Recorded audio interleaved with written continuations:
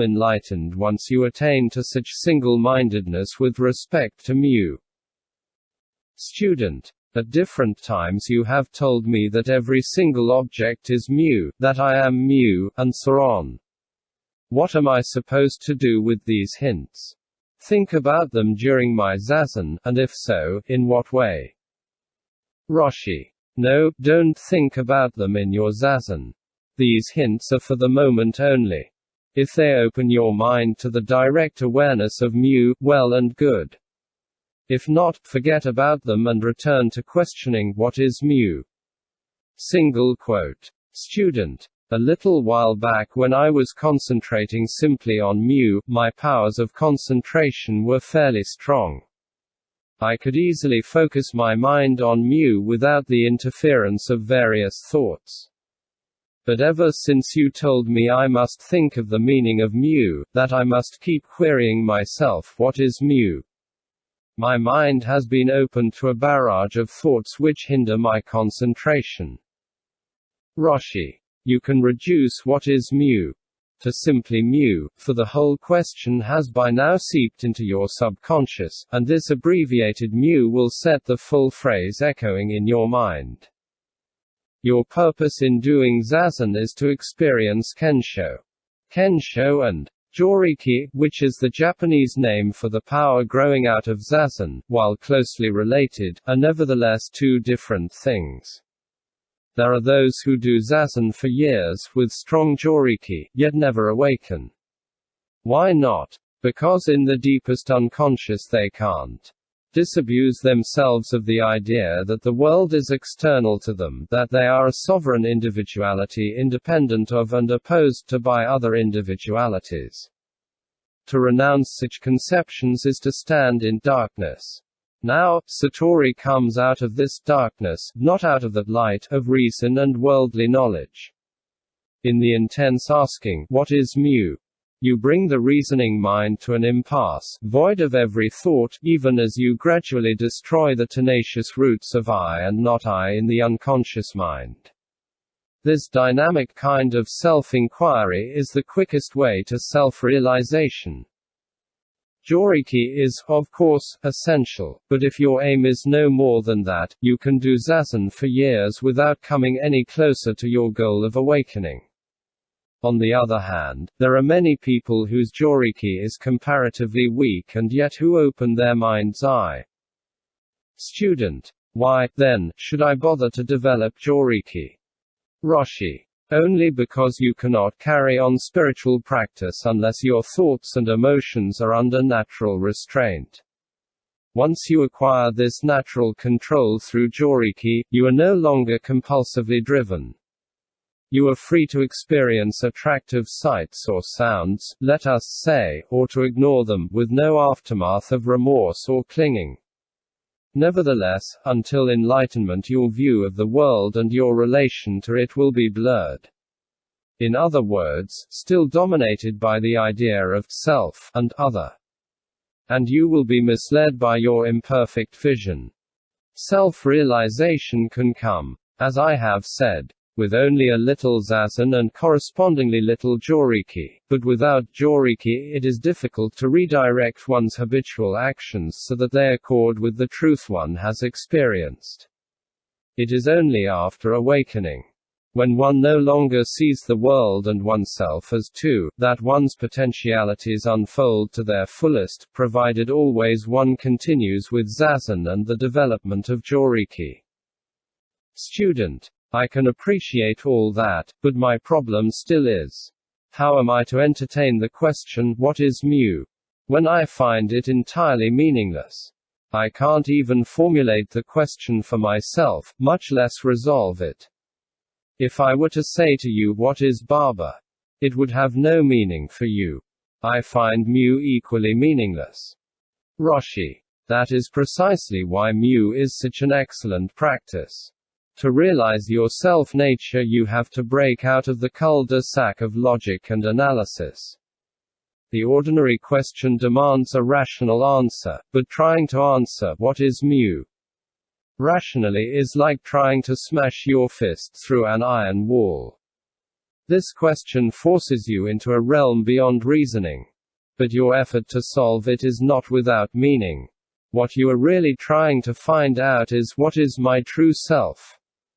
Through the way I have specified, you can discover it. If you prefer, you may ask yourself, what is my true self? Quote, student. Or what am I? Or who am I? ROSHI. Yes, exactly. Student. Rushing in, panting. I must tell you what happened to me a short while ago. I practically blacked out. ROSHI. You mean that everything went black and you couldn't see at all?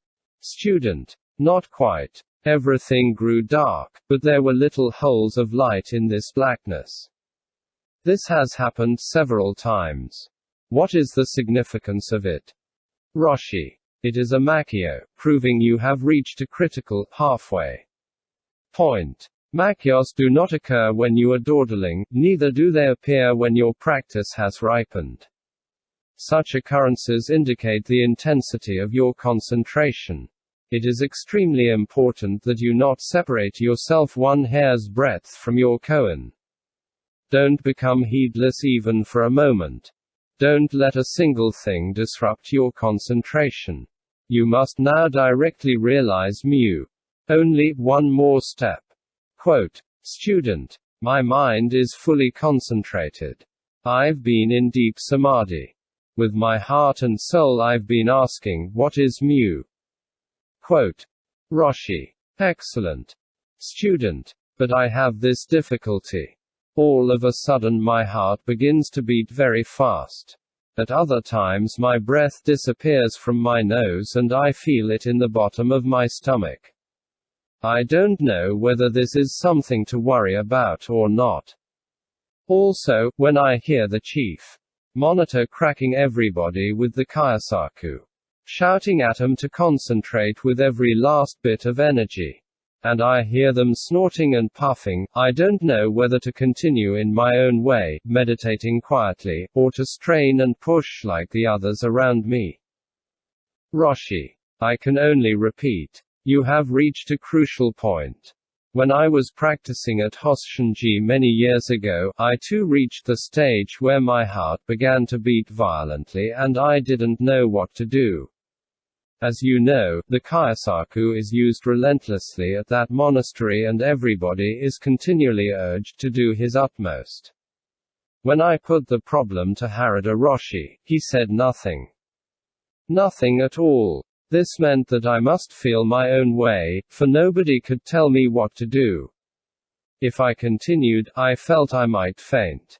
On the other hand, if I slackened my efforts, I knew I would fall back. I will tell you this. If you sit quietly and mark time, you will never come to self-realization. For enlightenment, you have to penetrate mu with your last ounce of energy. Your absorption must be complete and unfaltering. Deep in our subconsciousness, the conception, me, and other, is strong. We think, I am here. What is not me is out there. This is an illusion. Inherently, there is no such dichotomy. You know all this theoretically, of course, but this I is so powerfully embedded that it can't be uprooted by reasoning. In single-minded concentration on mu, you are not aware of I standing against what is not I. If the absorption in mu continues without interruption, the I-ness dies out in the subconscious mind. Suddenly, clap. Quote, there is no more duality. To experience this directly is Kensho. Don't wobble now. You are at a crucial stage. Sit devotedly. ROSHI. You still haven't seen into mu, have you? Ellipsis. Student. I feel that the bell beside you, the tree out there, and I should be one, but somehow I can't directly realize this oneness. I feel as though I am bound in chains, in a prison from which I can't escape. I just can't break out of duality. ROSHI. It is just such notions that are thwarting your realization of mu. Get rid of them. Only through unthinking absorption in mu can you achieve oneness. Let me ask you a question. When you die, does everything around you die too? Student. I don't know. I haven't had that experience yet. ROSHI. When you die, all things die with you, because you no longer are aware of them. They exist relative to you, don't they? Student. Yes, I suppose so. ROSHI. Therefore, when you disappear, the entire universe disappears, and when the universe vanishes, you vanish with it. Remember, any stimulus can produce the sudden realization of mu, provided your mind is empty and you are unaware of yourself. 5 hours remain before the end of the session. If you concentrate with all your mind, you will surely attain enlightenment. ROSHI. You look as though you have almost grasped mu. Watch this electric fan beside me. I turn it on. Demonstrating. The blades rotate. Where does the rotation come from? Now I shut off the fan. What has happened to the rotation? Isn't that mu? When I ask students to show me mu, some seize my baton, others hold up a finger, still others embrace me, like this. Embracing student. Student. I know all that, but if I did it, it would be premeditated, not spontaneous. ROSHI. That is true, of course. When you actually experience mu, you will be able to respond spontaneously. But you must stop reasoning and just engross yourself in mu. Student. I understand that too, and I am trying to do it. I had a taste of mu the other day when I shouted at the monitor for striking me when there was a "do not strike" sign above me. ROSHI. That feeling of mu was wonderful, wasn't it? At the moment you shouted at him, there was no duality, no awareness of yourself or him. Just the shout. But because that awareness was only partial, it disappeared. Had it been complete, it would have survived. Don't lose your grip on mu no matter what happens. Strive on. Student. I have no particular questions to ask. All I want to say is that I feel very dull today. My mind is fuzzy and I can't concentrate at all. ROSHI. That's how it is with human beings. Sometimes our mind is sharp and clear, at other times dull and listless. The important thing is not to let this worry or hamper you. Just continue with your zazen resolutely. ROSHI. Still you haven't come to realization. I wonder why. I have repeatedly told you to abandon reasoning, stop analyzing, to give up all intellection. Free your mind of notions, beliefs, assumptions. I hit you with my baton. Striking student. You cry ouch. That ouch is the whole universe. What more is there? Is mu different from that? If this were fire and you touched it, you would also cry out and pull your hand away, wouldn't you?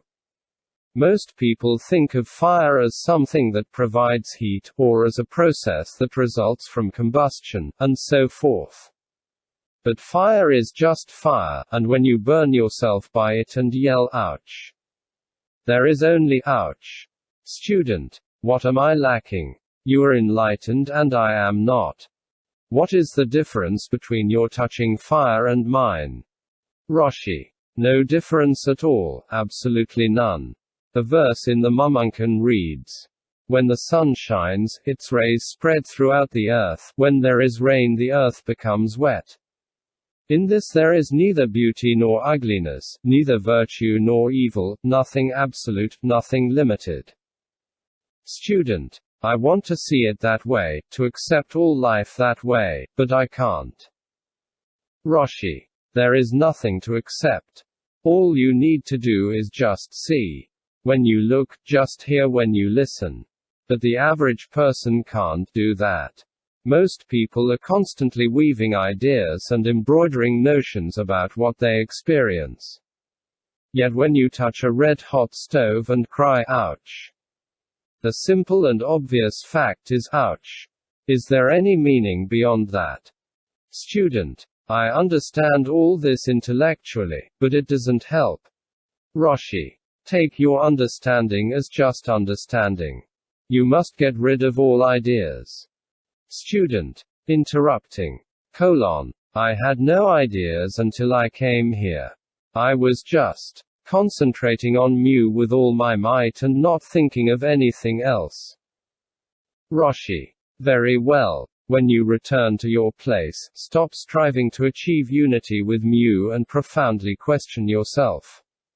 Why can't I realize that when I hear there is nothing more than hearing? Why can't I realize that when I look there is nothing more than seeing? Quote. Student. I know what I am supposed to do, but I can't do it. ROSHI. There is nothing you are supposed to do, nothing you are supposed to understand. You have only to grasp the fact that when it rains the ground gets wet, that when the sun shines the world becomes bright. Take understanding as understanding, and as nothing else. If you think, I must not understand, or I must understand, you are adding another head to the one you already have. Why can't you accept things as they are without projecting your own values or judgments onto them? Student. I suppose this is my trouble. Subconsciously I am thinking, I am one individual, you there are another. Quote. ROSHI. But if you disabuse yourself of this fundamental error, inner flash Kensho will come and you will exclaim, oh, I have it. ROSHI. What is this? Tapping student on shoulder with baton. No response. It is mu, only mu. When I clap my hands, clapping, it is just mu.